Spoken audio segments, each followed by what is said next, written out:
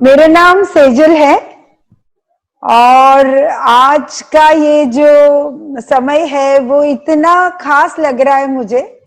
हमारे साथ मेरे बहुत ही प्रिय गायक और पुत्र समान अंकित बत्रा जी है, जो कि प्रसिद्ध सिंगर है, सब जानते हैं उनको। उन्होंने कई तरह के वो गाने तो गाते ही है। यूट्यूब में भी उनके भजनों के बहुत लोग फैन हैं, लाखों लोगों ने उनके वीडियोस देखे हैं। और आज मैंने उनको ये कहा कि क्यों नहीं हम ऐसा करें कि आप अपने अपने ही अंदाज में कबीर जी को हम याद करके कबीर जी के कुछ भजन गाए, उनके कुछ दोहे सुनाए और मैं अपने जीवन के अनुभव से उन दोहों को या उन भजनों को कुछ आध्यात्मिक तरह से समझाऊं। तो ये एक प्रयास है और मुझे दिल से लगता है कि ये बहुत एक सुंदर शाम या ये पूरा होने वाला है सेशन। कबीर जी को जब हम याद करते हैं ना, तो उनका जीवन कैसा था जब वो उनका जन्म हुआ, तो यही नहीं पता है कि उनके रियल में माता पिता कौन थे। और उनको पाया गया, जो बुनकर रहे, जिनको हम वेवर बोलते हैं, तो उनको वो मिल गए और उनके कोई पुत्र मतलब बच्चे नहीं थे। और वो इतने खुश हुए कि ईश्वर ने या खुदा ने उनको ये एक तोहफा दिया और एक नूर उनके घर में आया है। और कबीर जी बचपन से ही ऐसे थे कि अपने ही अंदर के वो कुछ रचनाएं उनको आती थी स्फुरना के रूप में, और वो बुनते बुनते कुछ गाते थे। और इतने निडर थे वो, कभी कहीं पे भी कुछ गलत होता था वो जरूर बोलते थे, लेकिन उनका बोलने का ढंग बड़ा निराला था। वो ढंग ऐसा नहीं था जिसमें वो लड़ाई करते थे, लेकिन वो सुंदर कुछ दोहों के माध्यम से कुछ गा के बोलते थे और अपनी आवाज लोगों तक पहुंचाते थे। और जो कुछ समाज में उस समय में कमियां थी या कुछ चैलेंजेस थी, उसको इस तरह से परिवर्तन के लिए लोगों को जगाते थे। और इतने उनके प्रयत्न से आज भी हम देखते हैं कि हम भी अपने आम तौर में कुछ बात हो और कबीर का दोहा हमारे मुंह से आ जाता है कि जैसे पोथी पढ़ पढ़ के जग मुआ, पंडित भयानक कोई, ढाई अक्षर प्रेम के, पढ़े सो पंडित होए। ऐसे कई सारे कबीर जी के दोहे हम सबके भी कहीं भीतर रमते हैं।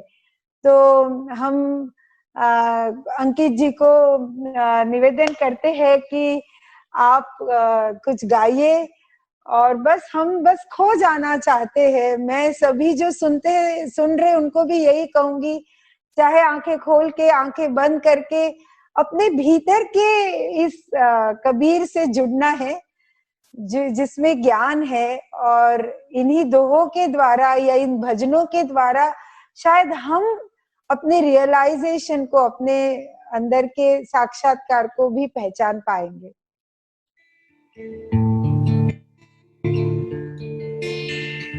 नमस्कार।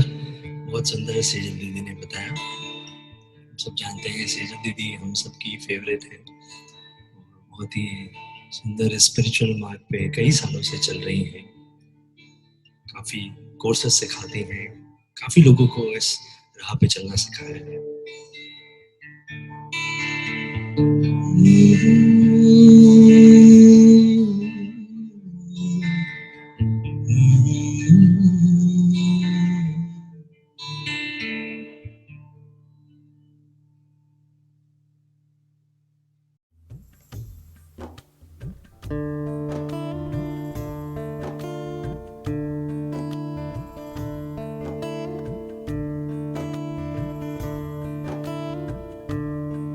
मन लगो मेरो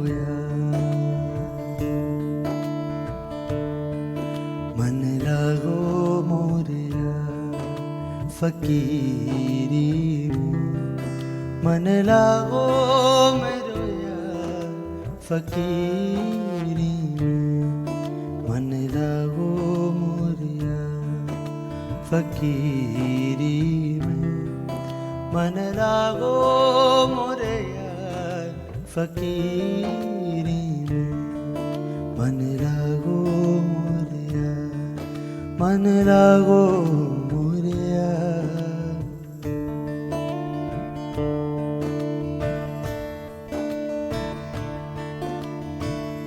जो सुख पाओ राम भजन में जो सुख पाओ राम भजन में जो सुख पाओ राम भजन में सो सुख नाई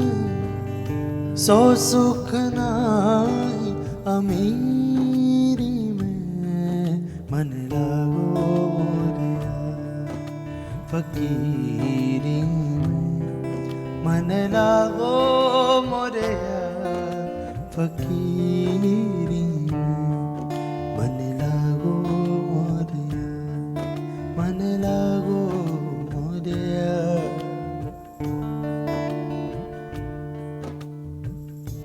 आखिर ये तन खाक मिलेगा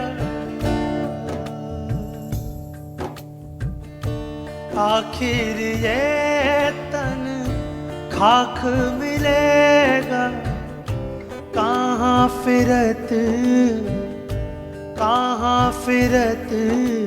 मगरूरी में मन लागो मोरिया फकीरी मन लागो मोरिया फकीरी में मन लागो मोरिया मन लागो मोरिया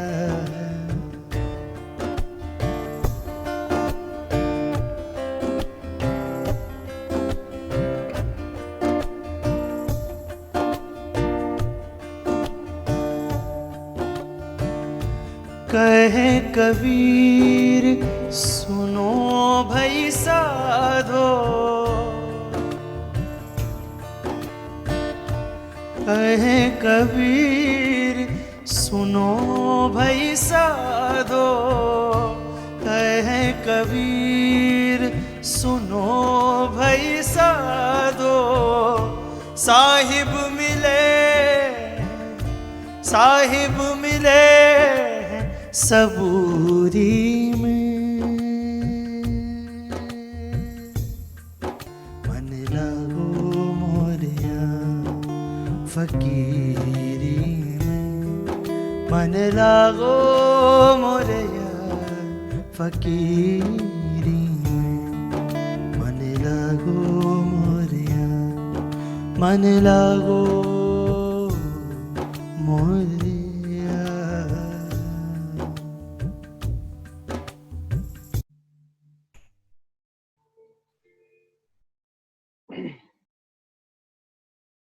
मन को लगाना भी है तो कहाँ लगाना है, फकीरी में।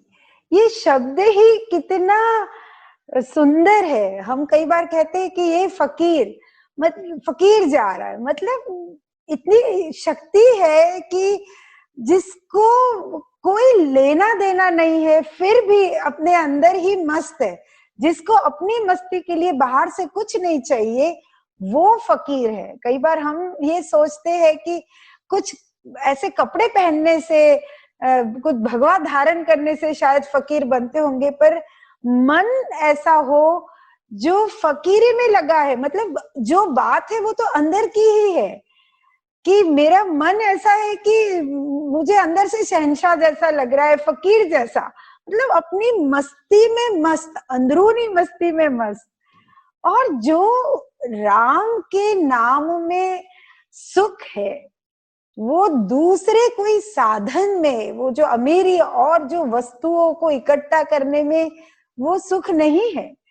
अच्छा, हम सबने अपने जीवन में कहीं ना कहीं तो अनुभव किया होगा कि कभी कभी आंखें बंद रख के जो सुख मिल रहा है वो बहुत सारी चीजों से भी नहीं मिलता है। तो हम वो सुख हमसे बने हुए हैं, वही हमारा स्वभाव है। तो कई ऐसे हम याद करें ना कि जैसे नरसिंह मेहता जो गुजरात में हो गए, वो ऐसे ही थे। वो एक तरह से फकीर समझो, वो भजन करने बैठ जाते थे, उन्हें कोई सुध-बुध नहीं रहती थी। फिर उनके घर से उनके कोई बुलाने आते थे, डांट पड़ती थी, उनकी बीवी झगड़ा करती थी, तो भी मस्त। ये नहीं है कि अरे नाराज हो गए, मैं भगवान का नाम ले रहा हूँ और मुझे डिस्टर्ब कर दिया, नहीं। वो बोले तुम्हारे घर में सब कुछ हो रहा है, हल्ला मच रहा है, तो भी गाते गाते घर में पहुंचते थे। फिर वो बोल रहे तो भी अपने में मुस्कुरा के, फिर कुछ घर में सेवा करनी है तो मुस्कुरा के, ये फकीरी है। कुछ बाह्य वस्तु छोड़ना फकीरी मानना वो बहुत छोटा होगा। ऐसे राम में, मतलब हम राम कहते हैं तो वो दशरथ पुत्र राम की बात नहीं है। देखो, राम को हम इतना संक्षिप्त, मतलब इतना संकीर्ण नहीं समझ सकते। राम मतलब मेरे अंदर जो तत्व है, जो प्रकाशमान है, वो राम है। और वहां जब मैं जुड़ता हूँ तो फिर तो मुझे वही सारा सुख मिल जाता है। फिर वो बाकी सब चीजों में तो क्या ही रखा है।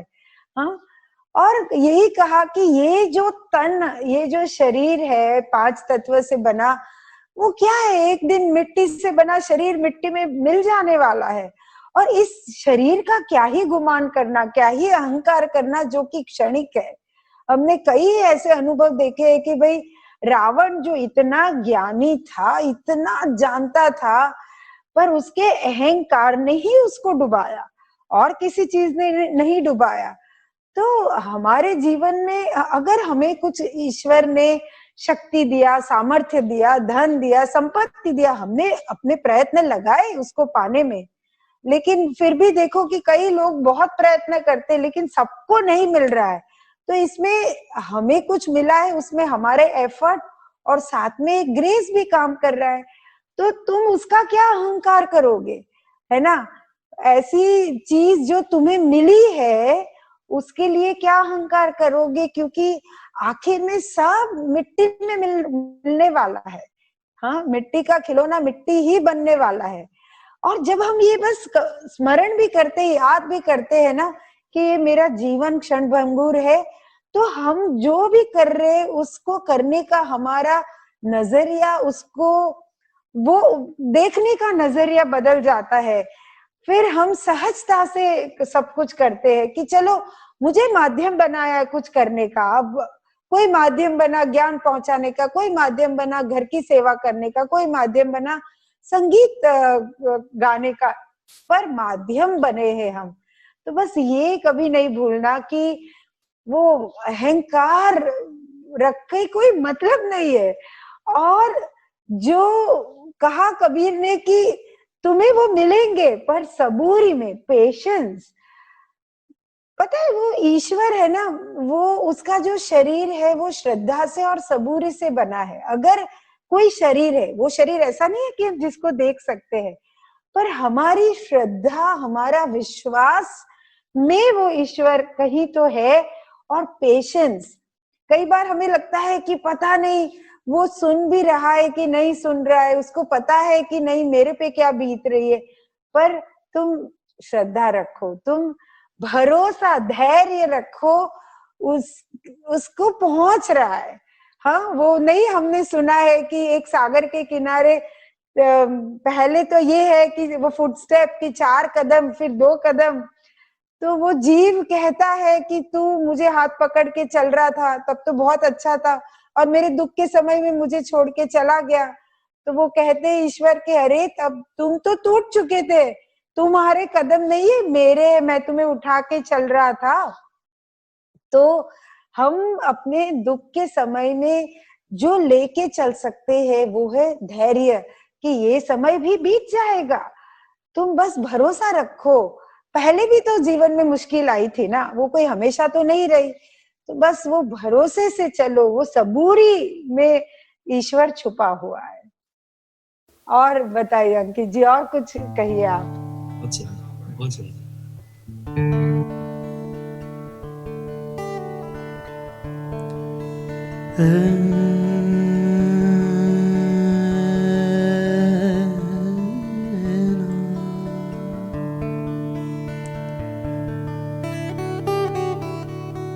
माटी कहे कुमारी से तू क्यों रोंदे मोहे,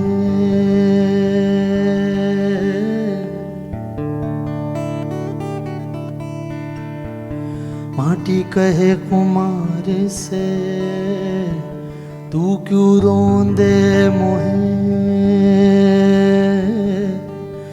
एक दिन ऐसा आएगा मैं रोंदूंगी तोहे।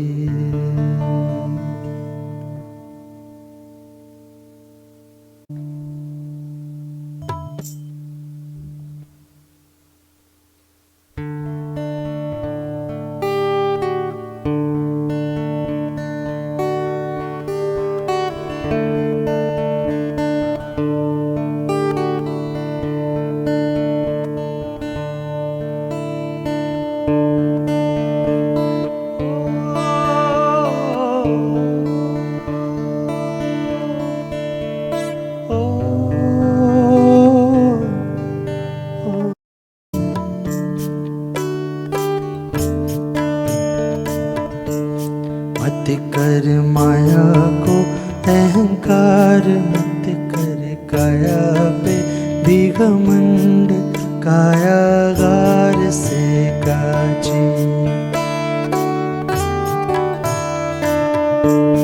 मत कर माया को अहंकार, मत कर काया पे भी घमंड, कायागार से काजी। कायागार से काची जैसे ओसरा मोती, झोंका पवन का लग जाएगा झपका, पवन का लग जाएगा, काया धूल हो जासी। काया धूल हो जासी जैसे ओसरा मोती, झोंका पवन का लग जाएगा झपका, पवन का लग जाएगा, काया धूल हो जासी।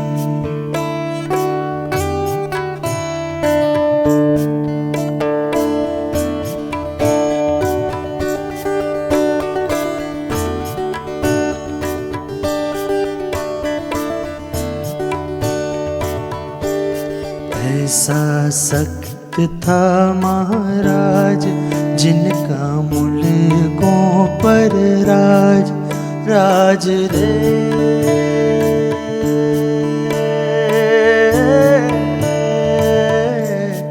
ऐसा सख्त था महाराज जिनका मुल्कों पर राज, जिन घर बंधता हाथी,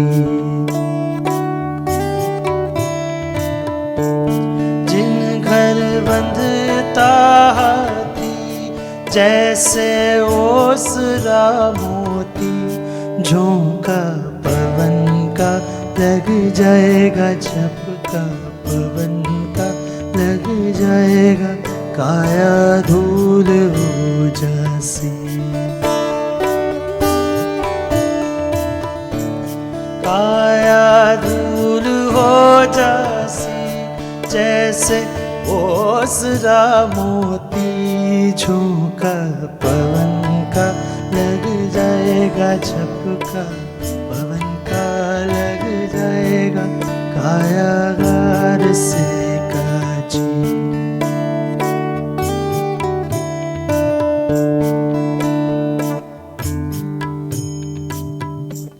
भरिया सिंघड़ा माँ तेल, जहाँ से रचियो सब खेल, खेल रे।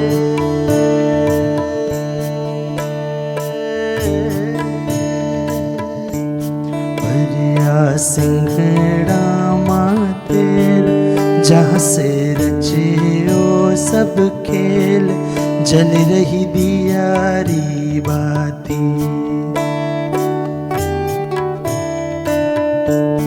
जल रही दियारी बाती, जैसे ओसरा मोती, झोंका पवन का लग जाएगा, झपका पवन का लग जाएगा, काया धूल हो जासी।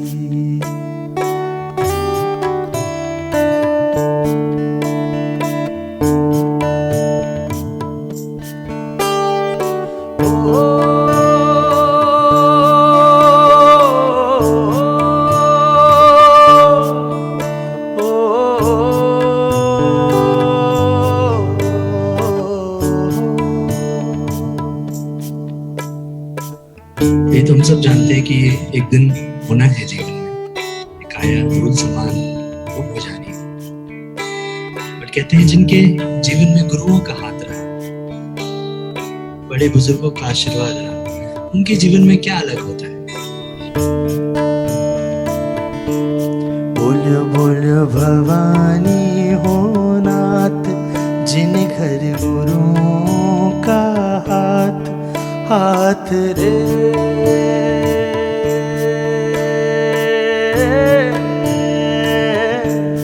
बोलो बोलो भवानी हो नाथ, जिन घर गुरुओं का हाथ, उन घर मुक्ति हो जासे।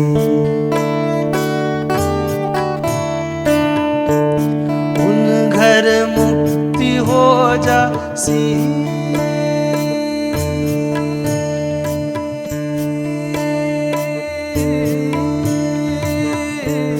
उन घर मुक्ति हो जासी, जैसे ओसरा मोती, झोंका पवन का लग जाएगा, झपका पवन का लग जाएगा, काया धूल हो जासी। मत कर माया को अहंकार, मत कर काया पे भी घमंड, कायागार से काची। कायागार से काची। कायागार हो जासी।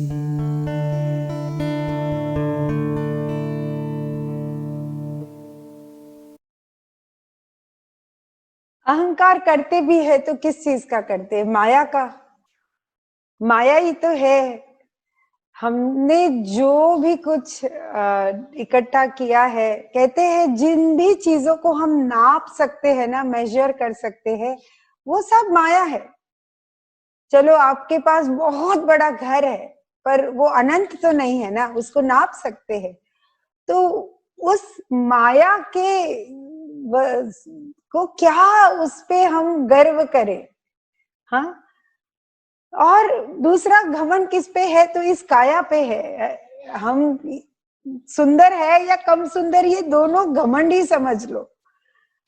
और ये क्या है? ये कायागार से भी काची है। ऐसे पवन का झोंका आएगा, मतलब एक क्षण में ही सब खत्म हो जाता है। हमने देखा है ये जीवन कैसे अभी था और एक क्षण में जैसे दिया बुझ जाता है कि भाई ये जो ऊपर वाले ने, है ना, जितना भरा है, कहते हैं ना, जितनी चाबी भरी राम ने उतना चले खिलौना। मतलब एक दिए में जितना तेल है उतनी ही देर वो दिया जलने वाला है, और हमें नहीं पता है। उसने वो खेल रचाया है। हम में से किसी को भी नहीं पता है कि ये कितना तेल इसमें डाला गया है।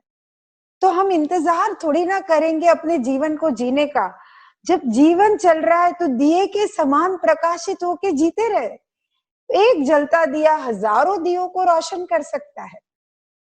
चाहे उतना भी तेल उसमें बचा है ना, तो भी वो दिया प्रकाश देना नहीं छोड़ता है, वो अंधकार मिटाना नहीं छोड़ता है। तो चाहे जीवन लंबा छोटा जो भी हो, लेकिन जब ये जीवन है तब तो है ना। और हमारे वाणी से, कर्म से हम जहां है वहां वो बस प्रकाश फैलाते रहे। और अब देखना, दिए को उल्टा भी करोगे ना, उसकी लौ हमेशा ऊपर जाएगी। ऐसे ही हमारे जीवन का जज्बा, वो एक जीवन जीने का उत्साह ऐसा होना चाहिए, वो कभी कम ना हो कि अरे ये सिचुएशन ऐसी हो गई, कभी बाहर कुछ तकलीफ आ गई और हमारा ऐसा बुझ ना जाए, है ना। वो पवन के झोंके तो है जो दिए को बुझा सकते हैं, पर जैसे ही ऐसे हाथ रखते हो, वो पवन का झोंका अब दिए को नहीं बुझा सकते। मतलब तुम्हारे जीवन में कुछ वो तत्व है, वो तुम्हें रक्षण दे रहे हैं। कहा कि ये सब है, ये खेल अपनी जगह पे है, पर मुक्ति तुम्हें चाहिए तो जहां सदगुरु का हाथ तुम्हारे सिर पे है ना, तुम जीते जी मुक्ति का अनुभव करते हो। और जिसको जीवन में वो सदगुरु मिल गए ना, वो जान पाएगा कि ये मुक्ति क्या है। अक्सर समझते हैं कि मरने के बाद मुक्ति है, वो तो हमें किसी को नहीं पता है क्या है उसके बाद।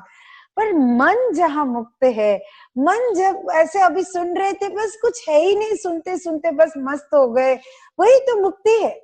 मुक्ति को कुछ कठिन या मुक्ति को दुर्लभ नहीं मानना है ही वो स्वभाव में ही है कहीं तो। बस मन के उस पकड़ को छोड़ना, उस अहंकार को छोड़ना। और वो भी कैसी चीजों का अहंकार, है ना, जो ऐसे पवन के झोंके के सामने भी नहीं टुक पाते। एक छोटा सा ये वायरस क्या आ गया, है ना कहीं हम हरेक के जीवन में एक रियलिटी चेक हो जाता है कि करोड़ों पैसे हो, कुछ भी हो, लेकिन तुम फिर भी कुछ नहीं कर सकते हो। इतनी छोटी सी चीज के सामने भी तुम्हें अपने आप को बचाना भी है। तो ऐसे ही हम जिन चीजों को मतलब चीज ये मानते हैं कि ये सिक्योरिटी है, एक्चुअली रियल सिक्योरिटी हमारे भीतर से आती है ना। और गुरु के वहां जीवन में होने से तुम्हें कभी डर नहीं लगेगा। तुम्हें पता है ये समय भी हम उनका हाथ पकड़ के या वो हमारा हाथ पकड़ के और हम बस पार कर ही लेंगे। तो बस यही है कि बस पवन का झोंका है, मतलब इस क्षणिक जीवन में भी अनंतता है, वो भी देखना आप, क्योंकि हर पल अपने आप में पूर्ण है। तो ऐसा भी एटीट्यूड नहीं है कि भाई एक दिन जाना ही है तो बस ऐसे ही जियो, नहीं, वो उत्साह भी जीवन में हो, वो पैशन भी हो, साथ में बस वो मन को पिघलने भी देना है। तो अभी सुनते सुनते थोड़ी देर बस मन को पिघलने दो, मन से थोड़ी देर अमन होके सुनते रहो, खो जाओ।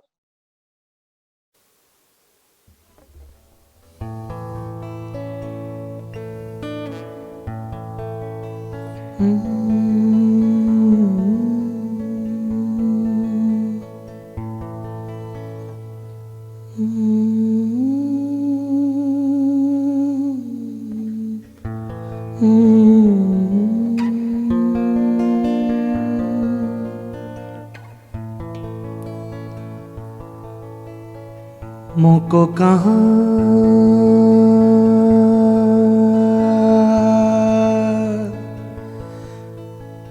ढूंढे रे बंदे,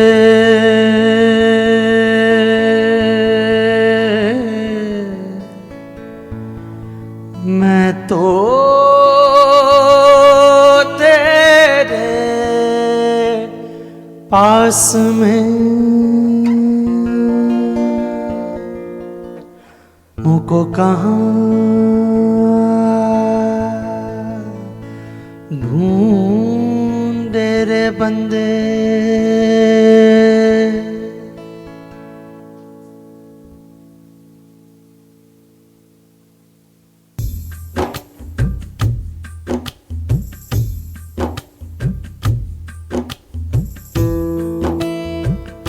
मुझको कहाँ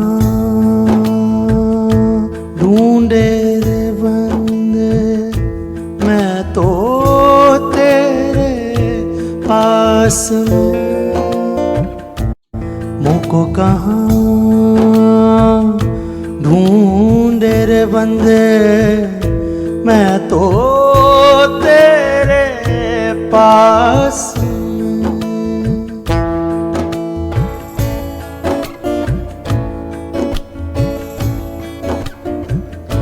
ना तीरथ में ना मूरत में ना एकांत निवास में,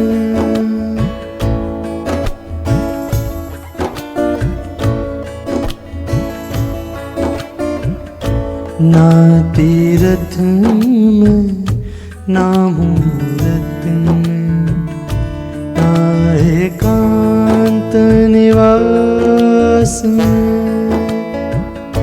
ना मंदिर में ना मस्जिद में, ना मंदिर में ना मस्जिद में, ना कबे कैलाश में,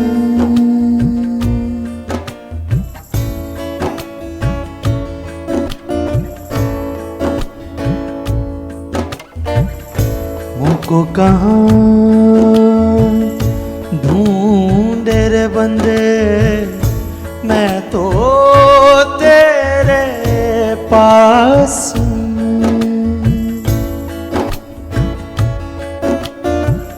ना मैं जप में ना मैं तप में,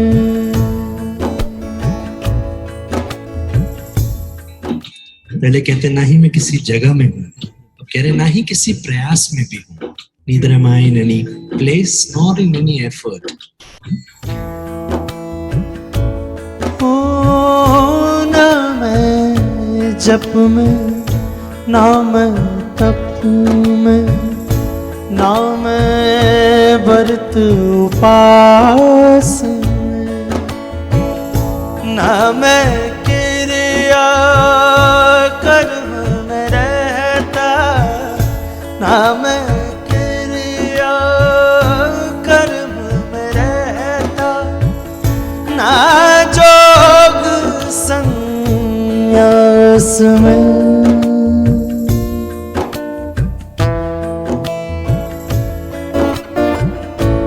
को कहाँ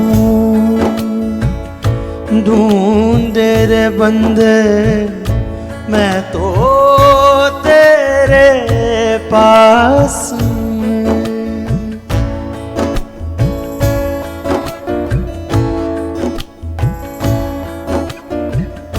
खोजी हो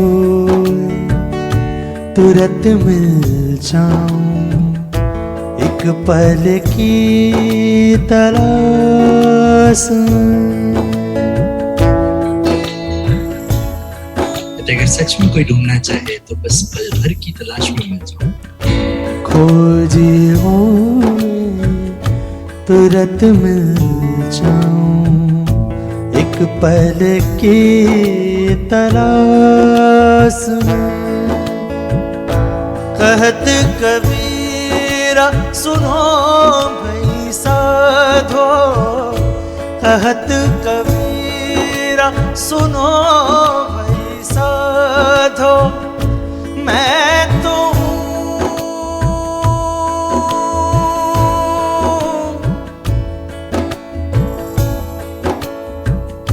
मैं तो विश्वास में तेरे पास में,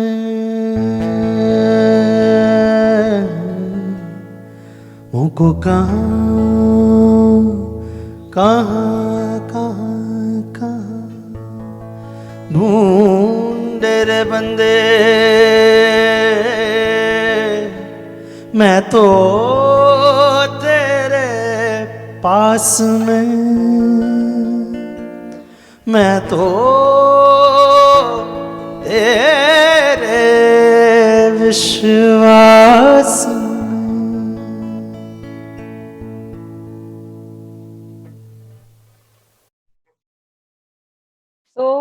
So beautiful.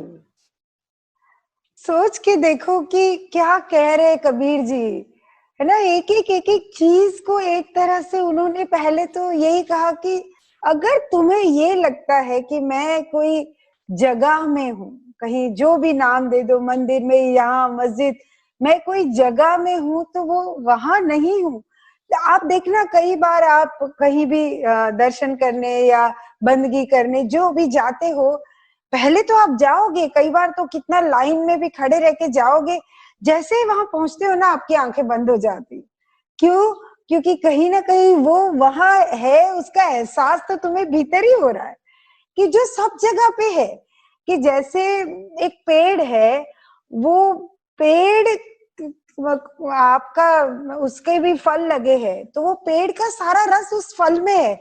आप पेड़ से अपना क्षुधा नहीं बुझा सकते हो, लेकिन वो जो फल है उससे बुझा सकते हो। तो ऐसे वो सारा रस फल में आ गया, मान लो। तो ऐसे हम उस, समझो वो तो सर्वव्यापी है अगर, और वो समझो पेड़ है, तो हम उसके ही फल है ना, उससे अलग थोड़ी ना है। तो हम में भी वही सारे गुण है। इसलिए कहा, मैं तो तेरे ही पास हूं, तू एक बार झांक के तो देख। हाँ। और ये है कि कई, ऑफ कोर्स इसका मतलब ये नहीं है कि जब तक यह साधना नहीं करने का मतलब नहीं है, पर ये नहीं है कि वो जप में है, वो माला करते करते माला भी छूट गई, है ना। कबीर जी ने एक दोहे में कहा है कि तू मन की माला फेर दे, तो मैं तुम्हें तुरंत ही मिल जाऊंगा। तो वो लकड़े की माले तो तू करते करते, मतलब जप का भी यही अर्थ है कि जप करते करते मन खाली हो गया, मन खाली हो गया, उस खालीपन में ही वो है। तो विश्वास जो है हमारा, तो ये कहा कि मैं तो विश्वास में हूं। जो मैंने पहले भी कहा कि उसका जो शरीर, मतलब अगर शरीर वैसे हमारा है ऐसा नहीं, पर वो जिससे बना है वो विश्वास से बना है। वो नहीं, छोटा सा एक कहानी कि एक छोटा बच्चा उस गांव में जाता है जहां पे काफी सालों से बारिश नहीं हुआ था। तो सबने कहा, हमने सुना ही है, आजकल व्हाट्सएप में भी आता रहता है जगह जगह से, पर मुझे सुसंगत लग रहा है कि यज्ञ करते हैं। तो सब इकट्ठे हुए, यज्ञ चल रहा है और बारिश करना है, बारिश के लिए यज्ञ हो रहा है। तो वो लड़का एकला अकेला छाता लेके बैठा था। तो सबने कहा, तू क्यों छाता लेके बैठा है?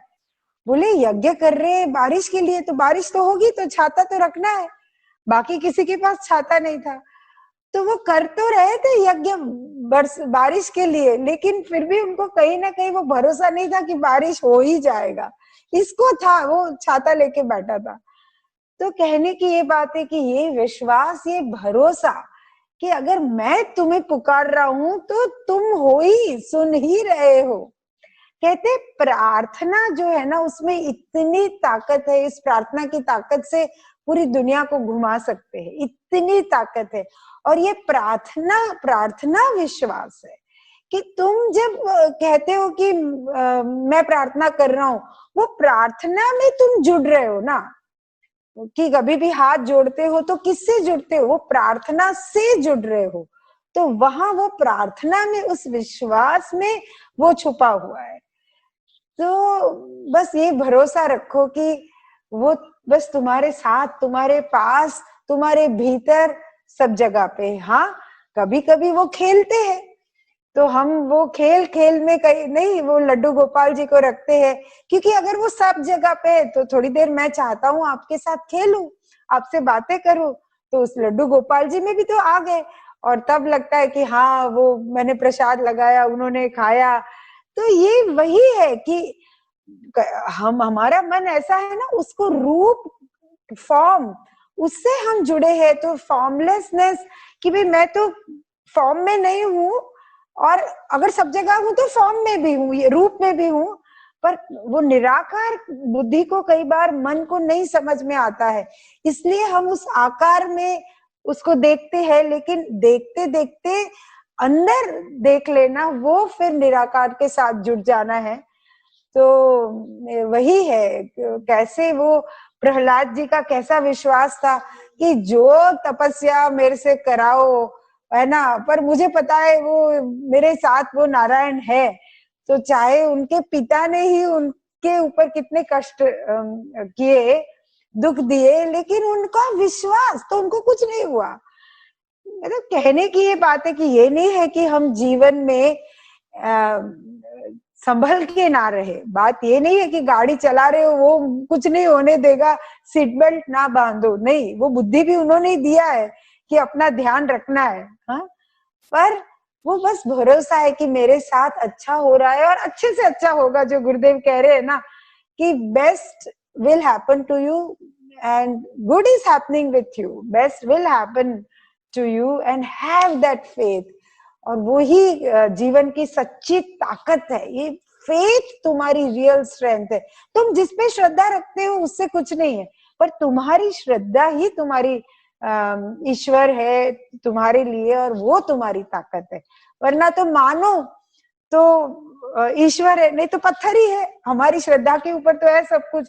वो गणपति जी का हम कई बार घर में लेके आते हैं, थोड़ी देर पहले वो कहीं रास्ते में है, कई सारे है गणपति जी, पर आप जैसे ही अपने घर लेके आते हो, अपने घर उनकी प्रतिष्ठा करते हो, अब वो मूर्ति आपके लिए वो कोई पत्थर नहीं रह गया, वो मूर्ति मिट्टी नहीं रह गई।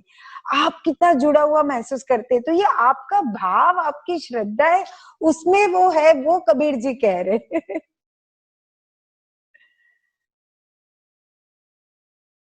बोलिए। हाँ,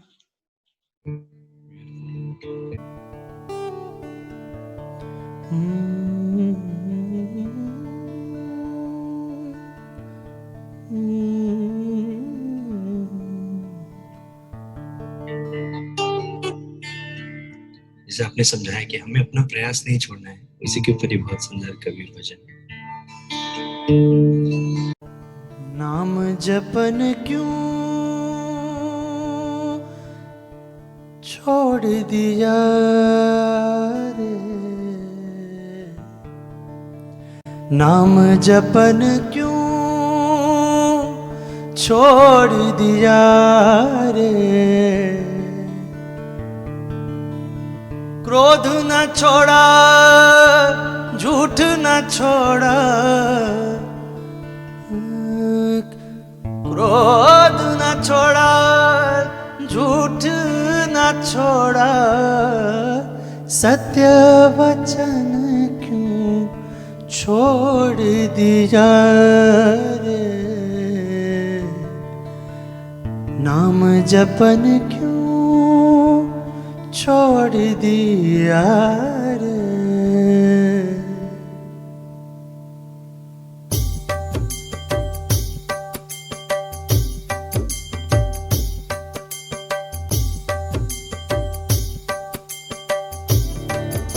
नाम जपन क्यों छोड़ दिया रे,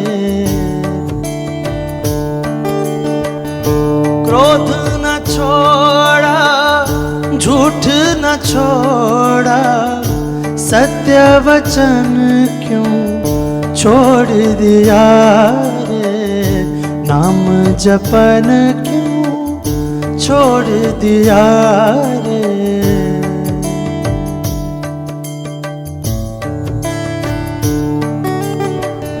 झूठे जग में जी ललचा कर,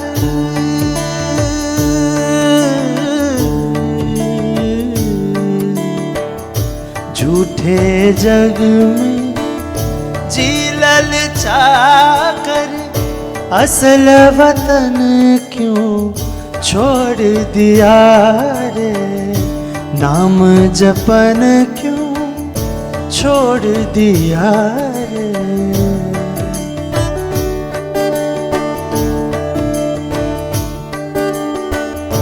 कौड़ी को तो खूब संभाला,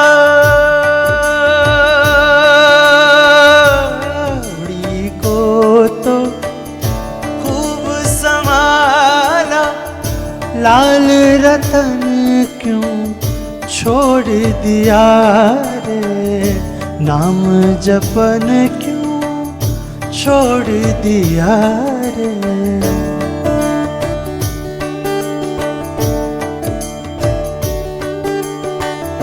जेह सुमिरन ते अति सुख पायो,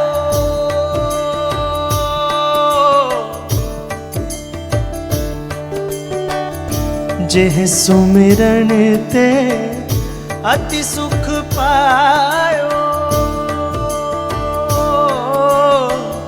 जेह सुमिरन ते अति सुख पायो, सो सुमिरन क्यों छोड़ दिया रे। नाम जपन क्यों छोड़ दिया रे, नाम जपन क्यों छोड़ दिया रे।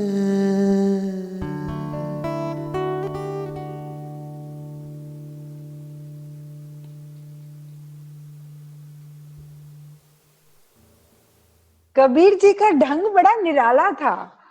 वो है ना, ऐसे ज्ञान को ऐसे थोपते नहीं थे, ऐसे पूछते, जैसे एक इंक्वायरी करवाए, प्रश्न पूछा, कहते ऐसे ही होता है तरीका। आप पूछो, खुद को पूछो, खुद को कभी पूछ के देखो कि मैंने और चीजें अगर नहीं छोड़ी तो फिर ये क्यों छोड़ रहा हूं। मतलब ईश्वर का स्मरण, अपनी साधना, अपना ध्यान, उसको क्यों छोड़ रहा हूं, अगर बाकी सब जो चीज वास्तव में छोड़ने लायक है, क्रोध को और झूठ को, उसको तो छोड़ा नहीं। और ये बस पूछ रहे हैं कि फिर इसको क्यों छोड़ दिया तुमने। आप खुद को ये जैसे ही पूछते हो तो फिर वो इंक्वायरी शुरू होती है कि सच बात है, छोड़ने लायक जो है उसको छोड़ना है। हाँ, और उसको तो छोड़ा नहीं। और ये भी कहा कि छोड़ा जा सकता है, मतलब क्रोध न छोड़ा, मतलब तुम्हारे हाथ में है अपने क्रोध को छोड़ना, ये तुम्हारी चॉइस है। अगर तुम छोड़ना चाहे तो छोड़ सकते हो। कई बार लोग कहते मुझे बहुत गुस्सा आता है, अरे तुमको आता है, तुम छोड़ सकते हो उसको, तुम्हारे पास है। छोड़ना मतलब जो तुमने पकड़ा है उसे तुम छोड़ भी सकते हो, तुम्हारे ही हाथ में है, तुम्हारी ही चॉइस है। हाँ, अच्छा, झूठ मतलब वही सारी चीजों को जिसको हम बहुत महत्व देते हैं, मान को, सम्मान को, वस्तुओं को, है ना, सुख समृद्धि के साधनों को, तो वो उस झूठ को तो हमने छोड़ा नहीं। और जब कोई कहते हैं कि आओ थोड़ी देर ध्यान करो, आओ सत्संग करो, तो हम कहते हैं हमारे पास समय नहीं है भाई। अरे तो फिर उसको क्यों छोड़ रहे। अगर इसको पकड़ना है तो इसको भी तो पकड़ो, इसको पकड़ोगे तो ये अपने आप छूटने लगेगा। हाँ, तुम्हें किस चीज पे अपने जीवन को, जीवन का आधार बनाना है, ये हमेशा तुम्हारी चॉइस है। हाँ, हम अपने आप को विक्टिम बना के जी सकते हैं, अरे लोगों ने ऐसा किया इसलिए मैं नाराज हो गया, मैं गुस्से हो गया। तुम छोड़ सकते हो, तुम अपने आप को क्यों शिकार बना रहे हो। तुम्हारी चॉइस है कि तुम्हें अफेक्टेड होना है कि नहीं होना है। हाँ, मीरा जी को देखो, उन्होंने चाहे उनके जीवन में जो भी था, उन्होंने अपने जीवन में ईश्वर के नाम को, अपनी भक्ति को कभी नहीं छोड़ा। थोड़ी देर बस ये मीरा जी को याद करके देखो कि उनको जहर का कटोरा पिलाया गया, कभी उनका मतलब मूर्ति ले लिया, कहीं सांप रख दिया, लेकिन उनको तो वो सांप में भी फूल नजर आया, वो जहर भी उनके लिए तो अमृत हो गया। क्यों? क्योंकि उन्होंने अपने अंदर की उस ईश्वर तत्व से कभी अलग नहीं हुए। नाम जपन मतलब वो है, जपन मतलब सिर्फ मन का जपन नहीं है, वो इसलिए, वो जप भी इसलिए करते हैं कि भाई तुम्हारे अंदर से वो विस्मृति ना हो जाए, कि थोड़ी देर कोई चीज आप याद करते रहो, राम राम राम राम करते जाओ, तो वो फिर तुम्हारे अंदर चला गया, है ना। बार बार जो चीज को आप याद करते हो वो फिर रह जाता है ना अंदर, कहीं सबकॉन्शियस में भी चला जाता है। तो वो इसलिए जप का भी कुछ तो महत्व है ही, तो उसको क्यों छोड़ दिया, सुमिरन को क्यों छोड़ दिया। तो बस तुम्हें बस टकोर किया, बस पूछ लिया कि इसको क्यों छोड़ दिया, उसको पकड़ लो, फिर सब लाइन जीवन ट्रैक पे आ जाएगा। हाँ, बहुत खास है ये जीवन, और एक ही जीवन मिला है, उसमें हमें किन चीजों को महत्व देना है, किसको पकड़ना है, किसको अपने मन में जगह देनी है, ये सब हमारी ऊपर निर्भर करता है। हाँ, यही विवेक है कि क्या पकड़ना है, क्या छोड़ना है। बस ये जिस दिन समझ लिया, हमारा जीवन हम जो भी कर रहे उसके साथ साथ समझो पूर्णता से हम जीते रहेंगे। हम इंतजार नहीं करेंगे कि आखिरी समय में नाम जप लेंगे, अभी नहीं जपाए तो तब भी नहीं आने वाला है, सीधी सी बात है ना। जो इस जीवन भर किया है ना, आखिरी क्षणों में भी वही ऊर्जा चलेगी, कोई क्षणिक कोई नई ऊर्जा आएगी ऐसा होता तो नहीं है। तो ऐसे एक दोहे में, एक भजन में, और जिस तरह से अंकित जी ने गाया, मुझे तो लग रहा है बोलने की भी जरूरत नहीं है, मैं कह रही हूँ, पर सुनते सुनते ही ऐसे हृदय की ग्रंथियां खुल रही है। So sweet, so beautiful. इतना अच्छा आपने एक्सप्लेन किया। अब ये एक आखिरी बहुत सुंदर भजन है, बहुत सुंदर जगह, एक स्थिति में भी ले जाता है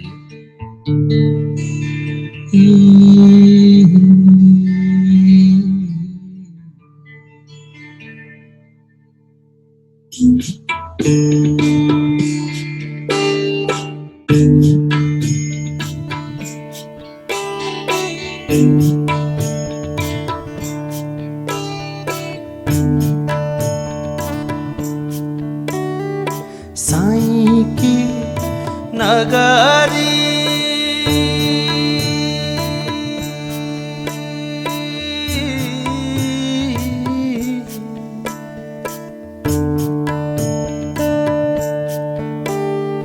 साईं की नगरी परम अति सुंदर, अति सुंदर, कोई जाए ना वे, जहाँ कोई जाए ना वे, चांद सूरज जहाँ, चांद सूरज जहाँ, पवन न पानी, पवन न पानी, को संदेश पहुँचावे,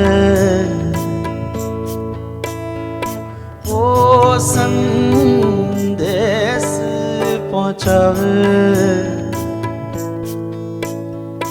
तड़प यहाँ, तड़पन यहाँ, जिया की बुझावे, नैहरवा ओ नैहरवा, नैहरवा ओ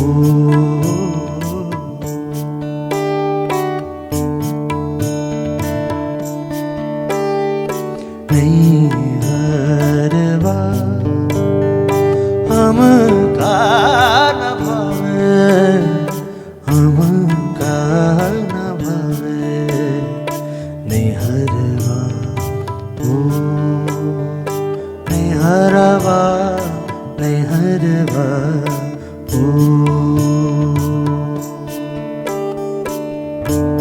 नैहरवा हमका न भावे, हमका न भावे, नैहरवा ओ नैहरवा, नैहरवा ओ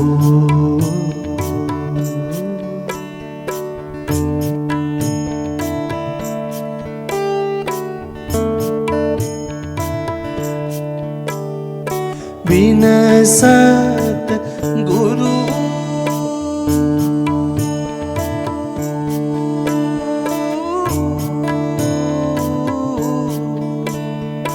बिन सत गुरु अपनो नहीं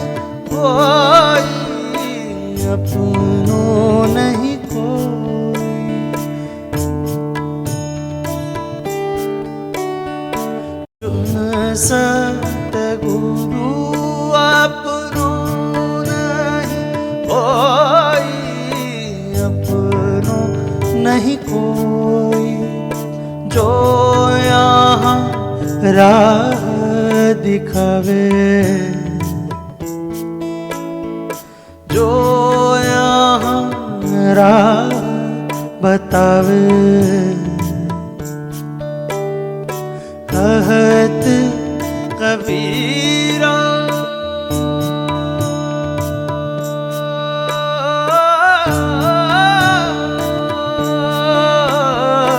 कहत कबीरा सुनो भाई साधो, सुनो भाई साधो, सपने में प्रीतम आवे, सपने में प्रीतम आवे। बरस यहाँ तपन यहाँ, जिया ही बुझावे, निहरवा निहरवा निहरवा ओ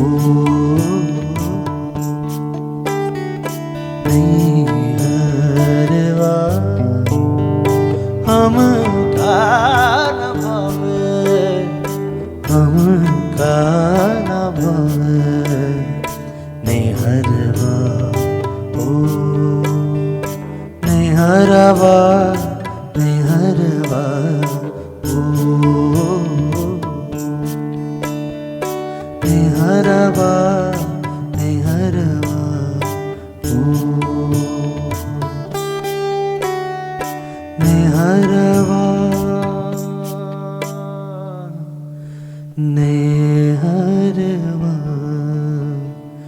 ओ।